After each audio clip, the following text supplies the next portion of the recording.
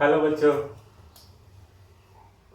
कैसे हैं? कुछ समझ आ रहा है? इकोनॉमिक्स नया सब्जेक्ट है। पता नहीं आप मेरे वीडियो से बोर हो रहे हैं या क्या हो रहे हैं। मुझे आपके फीडबैक भी प्रॉपर नहीं मिल रहे हैं, तो कुछ फीडबैक भी दे दीजिए जिससे कि हमें पता चले। अगर थोड़ी सी कमी लग रही है तो हम वो कमी दूर कर सकें, अच्छा लग रहा है तो हम आगे मोटिवेट होकर पढ़ा सकें। तो हमारा बच्चों जो टॉपिक चल रहा था वो कंज्यूमर बिहेवियर एंड डिमांड था। ये बहुत बड़ा चैप्टर है माइक्रो का। तो हमने डिमांड वाला पढ़ लिया। डिमांड में हमने डिमांड को 3 पार्ट्स में पढ़ा, part 1, part 2, part 3। Elasticity of demand को 2 पार्ट्स में पढ़ा। तो कंज्यूमर बिहेवियर एंड डिमांड में डिमांड वाला टॉपिक हमारा पूरा हो गया है। अब हम आज कंज्यूमर बिहेवियर पढ़ेंगे। इसमें भी हमें डिफरेंट पार्ट्स बनाने पड़ेंगे, पार्ट 1, पार्ट 2, पार्ट 3 समथिंग। तो सबसे पहले ये जो कंज्यूमर बिहेवियर है ये 2 चैप्टर्स में डिवाइड है। एक चैप्टर तो है यूटिलिटी एनालिसिस और दूसरा चैप्टर है इंडिफरेंस कर्व एनालिसिस। तो ध्यान रखना, कंज्यूमर बिहेवियर 2 चैप्टर्स में डिवाइड है। एक चैप्टर है यूटिलिटी एनालिसिस, दूसरा चैप्टर है इंडिफरेंस कर्व एनालिसिस। तो सबसे पहले हम यूटिलिटी एनालिसिस पढ़ेंगे और यूटिलिटी एनालिसिस में भी हम क्या पढ़ेंगे? Meaning of utility. अब यूटिलिटी का मतलब क्या है? कुछ बच्चे बोलते हैं यूटिलिटी का मतलब कि हम कोई चीज कंज्यूम कर रहे हैं। तो इकोनॉमिक्स में यूटिलिटी का मतलब क्या होता है? यूटिलिटी का मतलब होता है wants satisfying power of a commodity is known as utility। अगर किसी कॉमोडिटी में हमारी नीड्स को सेटिस्फाई करने की पावर है तो उस कॉमोडिटी में यूटिलिटी है। यानी कि मेन क्वालिफिकेशन यूटिलिटी के लिए है वांट सेटिस्फाइंग पावर। ये पेन मार्कर इस समय मेरी नीड को सेटिस्फाई कर रहा है। मेरी नीड क्या है? आपको पढ़ाना, तो बोर्ड पे लिखना पड़ेगा। मेरी नीड सेटिस्फाइड हो रही है तो इस पेन में मेरे लिए यूटिलिटी है। लेकिन जब मैं सो रहा हूंगा तो क्या इस पेन की कोई यूटिलिटी है? Answer no. तब मेरी क्या नीड सेटिस्फाइड होगी? इस पेन से नहीं होगी ना। तो इसका मतलब पेन जब पढ़ाऊंगा तभी नीड सेटिस्फाइड कर रहा होगा, जब सोऊंगा तब नीड सेटिस्फाइड नहीं कर रहा होगा। ऐसे ही पानी, अगर आपको प्यास लगी है तो पानी की यूटिलिटी है, प्यास नहीं है तो पानी की यूटिलिटी नहीं है। तो मेरे ख्याल से आपको समझ आ गया होगा वांट सेटिस्फाइंग पावर का मतलब टीवी, फ्रिज, एसी, कूलर और for example furniture, cloth, food item, ये सब हमारी कोई ना कोई नीड सेटिस्फाइड करते हैं। तो इन सभी कमोडिटी में हमारे लिए यूटिलिटी होती है। तो ये तो था मीनिंग यूटिलिटी का। अब हम फीचर्स पढ़ेंगे। फीचर्स या फिर कैरेक्टरिस्टिक ऑफ यूटिलिटी। अब फीचर्स या कैरेक्टरिस्टिक ऑफ यूटिलिटी में सबसे जो पहला फीचर है वो है यूटिलिटी डिपेंड। किस पे डिपेंड करती है? वांट्स पर या फिर नीड्स पर। यानी कि किसी चीज की हमें जरूरत है तभी तो यूटिलिटी है। किसी चीज की जरूरत ही नहीं है तो यूटिलिटी भी नहीं होगी। जैसे कि अभी मैंने एग्जांपल दिया था, इस समय मुझे पढ़ाना है तो मुझे मार्कर की सख्त जरूरत है, तो पेन में यूटिलिटी है। जब मैं सो रहा हूंगा तो क्या मुझे मार्कर की जरूरत है? उस केस में, उस मोमेंट पर तो नहीं है। तो उस केस में इस मार्कर की पेन की कोई जरूरत नहीं है। यानी कि यूटिलिटी डिपेंड करती है नीड्स पे। प्यास लगी है तो पानी की यूटिलिटी है, प्यास नहीं लगी तो पानी की कोई यूटिलिटी नहीं है। दूसरा जो फीचर है यूटिलिटी का वो है utility is different for different person of the same commodity. क्या मतलब होगा इसका? सेम कॉमोडिटी डिफरेंट पर्सन को डिफरेंटली यूटिलिटी देती है, डिफरेंटली सेटिस्फाइड करती है। जैसे कि ये जो पेन है ये अलग अलग लोगों को अलग अलग यूटिलिटी देगा। पेन से एक एजुकेटेड पर्सन तो यूटिलिटी ले लेगा, वो तो इसका यूज करेगा, लेकिन जो अनएजुकेटेड पर्सन है वो पेन का क्या यूज कर सकता है? वो तो पेन का कोई यूज नहीं कर सकता, वो क्या कर पाएगा? यानी कि पेन अलग अलग लोगों को अलग अलग सेटिस्फेक्शन दे रहा है। अभी तक हमने दो फीचर्स पढ़े हैं, यूटिलिटी डिपेंड अपॉन वांट्स, यानी कि हमारी जरूरतों पे डिपेंड करता है। दूसरा फीचर पढ़ा, utility is different for different person of the same commodity. Same commodity अलग अलग लोगों को अलग अलग सेटिस्फेक्शन देती है। जैसे पेन एजुकेटेड पर्सन को तो यूटिलिटी देगा, बट अनएजुकेटेड पर्सन को कोई यूटिलिटी नहीं देगा। अब हम तीसरा फीचर पढ़ते हैं।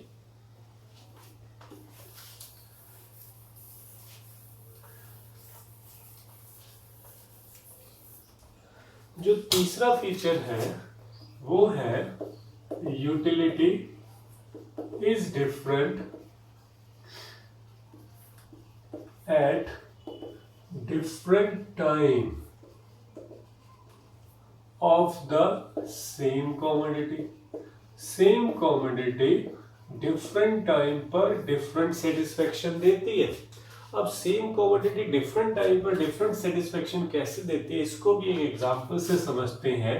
एसी, एसी इन अंटार्कटिका। क्या अंटार्कटिका में एसी की कोई यूटिलिटी है? बिल्कुल नहीं। क्या जरूरत हो सकती है? वहां तो वैसे ही इतनी सर्दी बढ़ती है, तो अंटार्कटिका में अगर कोई रह रहा होगा तो क्या वो एसी यूज कर रहा होगा? Answer no. लेकिन एसी इन सिटी यानी कि दिल्ली जैसी सिटीज में तो एसी की यूटिलिटी है। यानी कि सेम चीज अलग अलग डिफरेंट टाइम की जगह प्लेस कर दीजिए प्लीज। सेम चीज अलग अलग प्लेस पर अलग अलग यूटिलिटी देती है।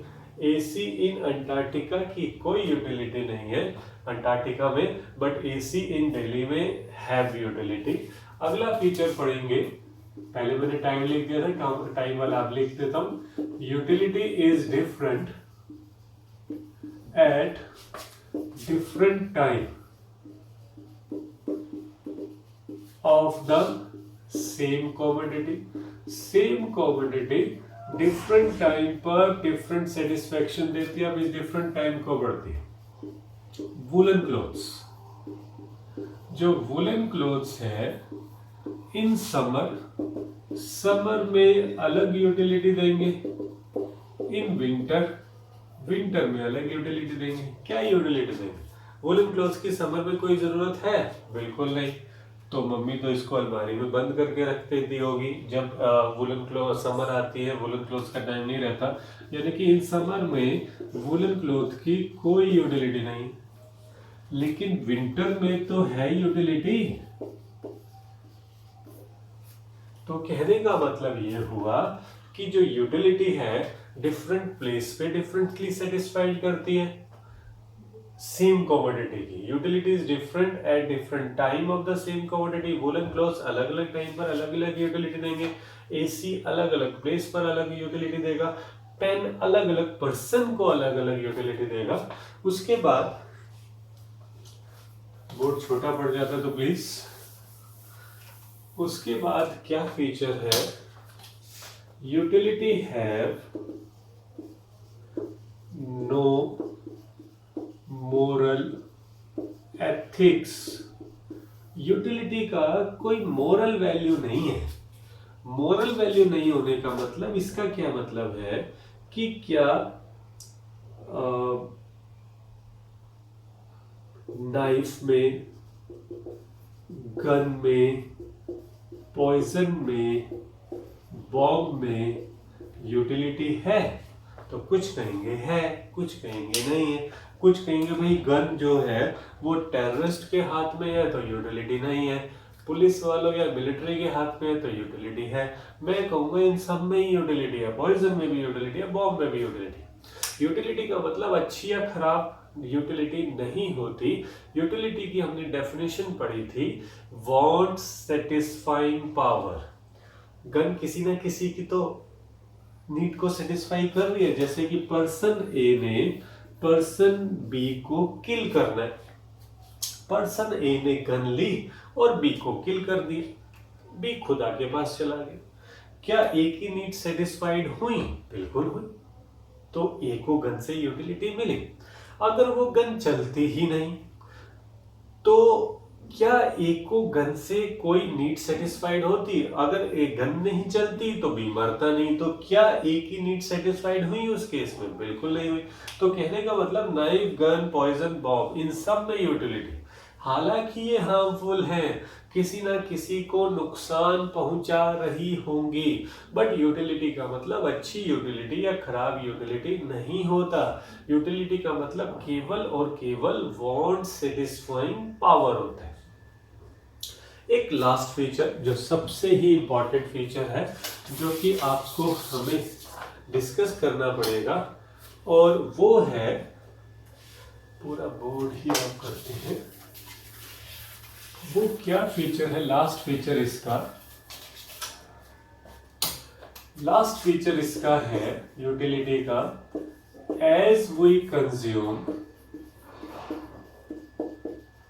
मोर एंड मोर यूनिट्स, जैसे जैसे हम more and more units consume करते हैं, satisfaction derived from each additional unit goes on diminishing।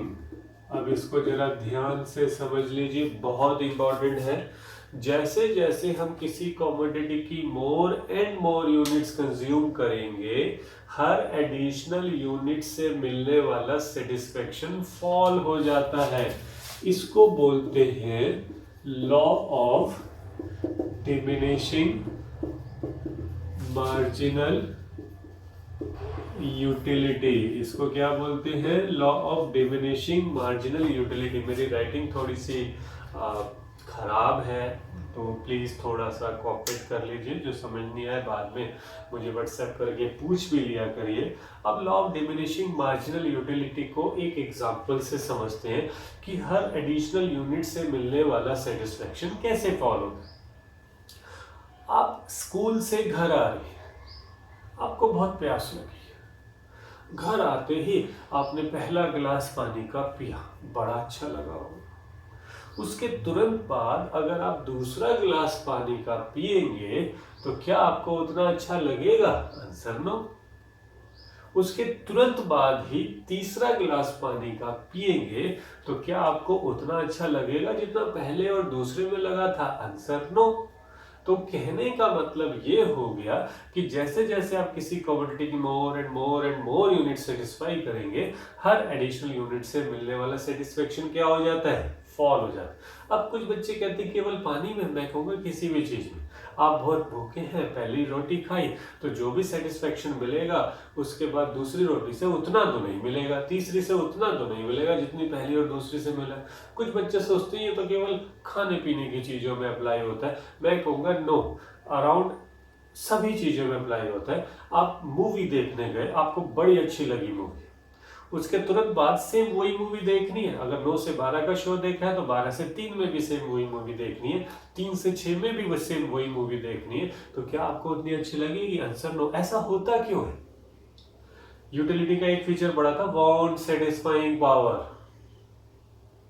इसका मतलब ये हो गया कि यूटिलिटी हमारी नीड्स पे डिपेंड करती है। जब आपने पहला गिलास पानी का पिया, आपकी थर्स्ट की 60-70% नीड सेटिस्फाइड हो गई, तो दूसरे गिलास के लिए तो बची ही कम, तो 30% नीड को ही तो दूसरा गिलास सेटिस्फाइड कर पाएगा।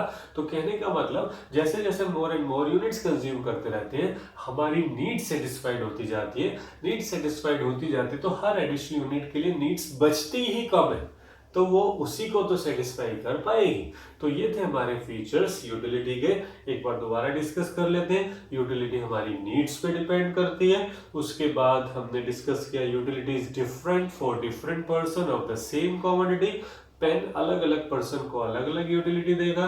फिर हमने पढ़ा utility is different at different place of the same commodity. AC अलग अलग प्लेस पर अलग अलग यूटिलिटी देगा। फिर हमने पढ़ा utility is different at different time of the same commodity. इसमें हमने पढ़ा वुलन क्लोथ्स अलग अलग टाइम पर अलग अलग यूटिलिटी देंगे। फिर हमने पढ़ा utility have no moral ethics.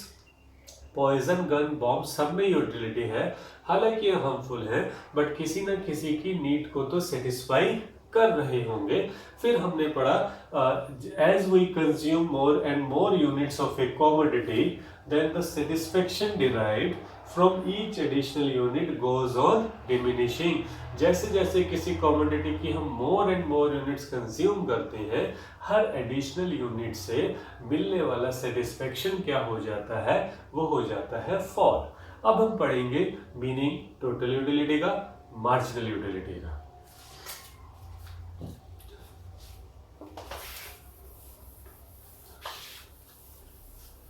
अब टोटल यूटिलिटी का मतलब क्या होता है, नाम में ही मीनिंग छुपा हुआ है। टोटल यूटिलिटी का मतलब it is the sum, total है तो ऑब्वियस सम ही होगा। It is the sum of total psychological satisfaction. अब टोटल साइकोलॉजिकल सेटिस्फैक्शन का मतलब यूटिलिटी तो एक फीलिंग ऑफ माइंड है ना, फीलिंग ऑफ माइंड है तो वो साइकोलॉजिकल चीज हुई ना। It is the sum of total psychological satisfaction derived, जो भी हमें मिल रहा है, डिराइव्ड हो रहा है from using all units of a commodity, from using all units of a commodity। अब टोटल की बात हो रही तो all units की तो बात हो रही होगी। जैसे कि मान लिया मैंने एप्पल कंज्यूम किए और एप्पल की 2 यूनिट कंज्यूम करी, यानी कि 2 एप्पल कंज्यूम किए और ये मुझे इससे 2 एप्पल से सेटिस्फेक्शन मिल रहा है 50 यूटिल्स। अब कुछ बच्चे कहेंगे ये यूटिल्स क्या है? भाई यूटिल्स जो होता है वो मेजरिंग यूनिट ऑफ यूटिलिटी होता है। जैसे पेट्रोल किस में मेजर करते हैं, लीटर में। क्लोथ किस में मेजर करते हैं, मीटर में। ऐसे ही यूटिलिटी किस में मेजर होता है, यूटिल्स में। तो एक इमेजिनरी आइटम, तो 50 यूटिल्स, इस एग्जांपल में 50 utils is the total utility from consuming 2 apples. तो टोटल जो यूटिलिटी है वो सम भी होता है। किसका सम होता है, वो सम होता है मार्जिनल यूटिलिटी का। तो total utility is the sum of marginal utility, यानी कि टोटल यूटिलिटी को शॉर्ट में टीयू बोलते हैं। टीयू इज द समेशन, ये सिग्मा का मतलब सम है, सम का साइन है, समेशन ऑफ मार्जिनल यूटिलिटी। या आप इसको ऐसे भी लिख सकते हैं, TU of n equal to MU of 1, means marginal utility 1 से जो मिल रही है, मार्जिनल यूटिलिटी 2 से जो मिल रही है, 3 से जो मिल रही है, और अप टू n यूनिट्स। अब कुछ बच्चों के दिमाग में आएगा ये MU क्या है, ये मार्जिनल यूटिलिटी क्या है, तो वो डिस्कस कर लेते हैं कि मार्जिनल यूटिलिटी क्या होती है। अब ये जो मार्जिनल है, मार्जिनल यूटिलिटी में सबसे पहले जो वर्ड दिया हुआ है वो मार्जिनल दिया हुआ है। मार्जिनल का मतलब होता है एन एडिशनल। मार्जिनल का क्या मतलब होता है, एन एडिशनल।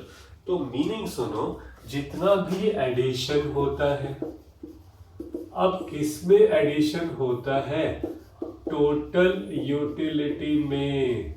जितना भी एडिशन होता है टोटल यूटिलिटी में बाय द कंजम्पशन ऑफ, जब आप कंज्यूम करेंगे N additional unit of a commodity, जब आप किसी भी कमोडिटी की एक एक्स्ट्रा यूनिट कंज्यूम करेंगे। मार्जिनल के लिए एन एडिशनल यूनिट कंज्यूम होना जरूरी है। जब आप किसी भी कमोडिटी की एक एक्स्ट्रा यूनिट कंज्यूम करेंगे तो जो भी सेटिस्फेक्शन में चेंज आ रहा है, जैसे कि एग्जांपल, अगर हमने 2 एप्पल कंज्यूम किए थे, 2 एप्पल कंज्यूम करने से टोटल यूटिलिटी हमको मिल रही थी 50 यूटिल्स। एक एक्स्ट्रा एप्पल कंज्यूम किया और सेटिस्फेक्शन बढ़कर हो गया 72 यूटिल्स। अब कुछ बच्चे बोलेंगे 72 क्यों लिखा, कुछ और क्यों नहीं लिखा? कुछ भी लिख सकते हो सर, कोई इसमें वो नहीं है। तो एक एक्स्ट्रा एप्पल कंज्यूम करके टोटल सेटिस्फेक्शन में कितना चेंज आया? 22 यूटिल्स का। तो इस एग्जांपल में 22 utils is the marginal utility from consuming third apple। Third Apple को कंज्यूम करके कितना चेंज आया? 22 यूटिल्स का। तो 22 utils is the marginal utility from consuming third Apple. आपने एक और एक्स्ट्रा एप्पल कंज्यूम किया, अब सेटिस्फेक्शन बढ़कर 80 यूटिल्स हो गए। अब कितना चेंज आया? कुछ भी लिख सकते हैं सर। अब कितना चेंज आया? 8 यूटिल्स। तो 8 utils is the marginal utility from fourth apple. तो कहने का मतलब ये हुआ, जितना भी एडिशन होता है, कितना एडिशन हुआ? 22 यूटिल्स का, from the consumption of an additional unit, यानी कि थर्ड एप्पल के कारण 22 यूटिल्स का चेंज आया। फिर addition to the total utility, अब कितना चेंज आया? 8 utils from the consumption of an additional unit, that is fourth apple. तो थर्ड एप्पल की मार्जिनल यूटिलिटी हुई 22 यूटिल्स और फोर्थ एप्पल की मार्जिनल यूटिलिटी हुई 8 यूटिल्स। तो ये जो कंसेप्ट था, ये मार्जिनल यूटिलिटी का था। इसका एक फॉर्मूला भी होता है, वो होता है TU of n minus TU of n minus 1 units. एक बार मैं अप्लाई करके दिखा देता हूं कि मान लिया थर्ड एप्पल का MU निकाल रहे हैं, तो n की जगह क्या रखेंगे? 3 is equal to TU of 3 minus TU of 3 minus 1 कितना हो गया? 2। अब TU ऑफ 3 कितना है? That is 72 utils. TU of 2 कितना है? That is 50 utils. तो कितना आ गया? 22 यूटिल्स। ये 22 ही तो मैच हो रहा था। ये हमने बाय डेफिनेशन निकाला, ये हमने बाय दिस फॉर्मूला निकाला। तो फॉर्मूले आपको पता होने जरूरी हैं। तो टोटल यूटिलिटी का हमने क्या मीनिंग पढ़ा? It is the sum of total psychological satisfaction derived from using all units of a commodity, और टोटल यूटिलिटी होता है समेशन ऑफ मार्जिनल यूटिलिटी। फिर हमने मार्जिनल यूटिलिटी का मीनिंग पढ़ा।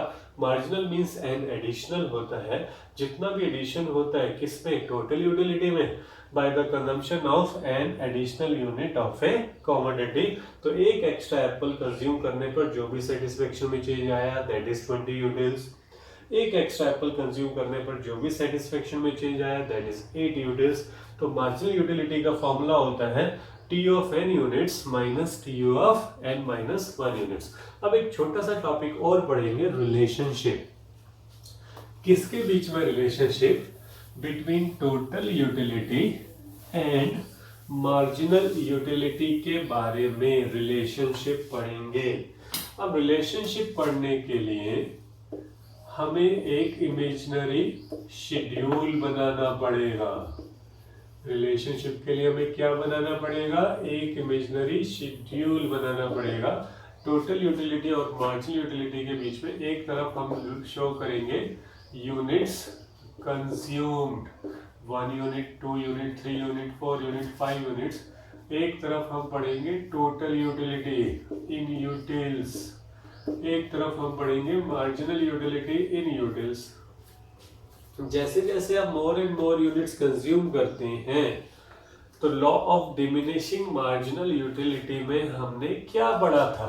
Law of diminishing marginal utility के हिसाब से यूटिलिटी फॉल होती जाती है। तो आप कोई भी चीज करो, इसको फॉल करते रहो।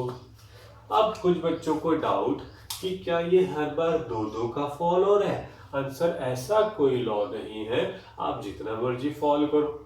बट आपके आंसर में 0 जरूर होना चाहिए। -2 मतलब -2 का मतलब नेगेटिव आइटम जरूर होनी चाहिए। अब फिर कुछ बच्चों के माइंड में डाउट, 0 का मतलब क्या? 0 का मतलब कि आपकी नीड्स सेटिस्फाइड हो चुकी हैं। इसको पॉइंट ऑफ सैटिएटी भी बोलते हैं। पॉइंट ऑफ सैटिएटी का मतलब जहां पर आपकी नीड सेटिस्फाइड हो जाती हैं। क्योंकि जब भी आप कोई चीज कंज्यूम कर रहे होगे, चाहे आइसक्रीम खा रहे होगे, चॉकलेट खा रहे होगे, फूड आइटम ले रहे होगे, मोमोज खा रहे होगे, कहीं ना कहीं तो आपका माइंड कहेगा ना भाई बस, जो वो बस बोला ना माइंड ने, that is point of satiety, that is अब आपको एडिशनल यूनिट से सेटिस्फेक्शन नहीं मिल रहा क्योंकि आप बस कर चुके। तो जरूरी नहीं है हर बार 2 का चेंज है, जितना मर्जी करें। और टोटल यूटिलिटी क्या होती है? टोटल यूटिलिटी होती है समेशन। किसका समेशन होती है? मार्जिनल यूटिलिटी का। तो टोटल यूटिलिटी पहले होगी 10, 10 में 8 जोड़ा तो कितनी होगी? 18, 18 में 6 जोड़ा तो कितनी होगी? 24, में 4 जोड़ा तो कितनी होगी? 28, में 2 जोड़ा तो कितनी होगी? 30, में 0 जोड़ा 30, में -2 जोड़ा 28। तो जैसे जैसे हम more and more units consume करें, MU starts falling, but TU ध्यान से देखो राइज हो रहा है। अब टीयू राइज हो रहा है, अब राइज में भी रेट होते हैं, स्लोअर रेट, फास्टर रेट। तो इकोनॉमिक्स में स्लोअर रेट और फास्टर रेट वर्ड नहीं होते, इंक्रीजिंग रेट और डिक्रीजिंग रेट होते हैं। यानी कि कोई चीज स्लोअर रेट से बढ़ रही है तो इसको बोलते हैं डिक्रीजिंग रेट से बढ़ रही है, कोई चीज फास्टर रेट से बढ़ रही है तो इसको बोलते हैं इंक्रीजिंग रेट से बढ़ रही है। तो आप स्लोअर रेट और फास्टर रेट की बजाय इंक्रीजिंग रेट या डिक्रीजिंग रेट वर्ड यूज करना। एक बार ध्यान से देखो, पहले 10 का चेंज आया, फिर 8 का चेंज आया, फिर 6 का चेंज आया, फिर 4 का चेंज आया। तो बढ़ रही है धीरे धीरे, धीरे धीरे बढ़ने को क्या बोलते हैं? At a decreasing rate. तो पहला रिलेशन हो गया, as we consume more and more units of a commodity, MU starts falling. MU starts falling but remain positive. Positive है या नेगेटिव था? MU starts falling but remain positive and TU is increasing at a decreasing rate. Slower rate में word use नहीं कर रहा मैं, decreasing rate word use कर रहा हूँ। तो TU is increasing at a decreasing rate. दूसरा रिलेशन देखो, when MU is 0, जब MU 0 होता है तो TU is maximum and constant. TU maximum भी है और कांस्टेंट भी है। ध्यान से देखो, 0 के सामने बिल्कुल मैक्सिमम है और कांस्टेंट हो गया।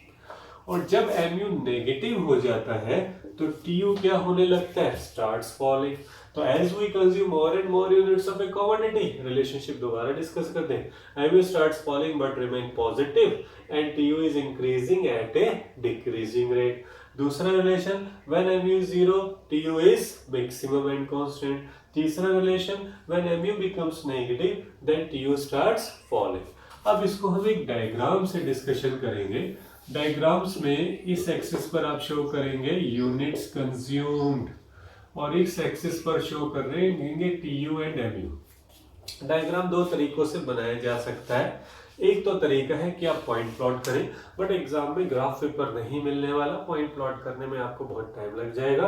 तो बेटर है आप स्टैंडर्ड डायग्राम भी बनाना सीखें।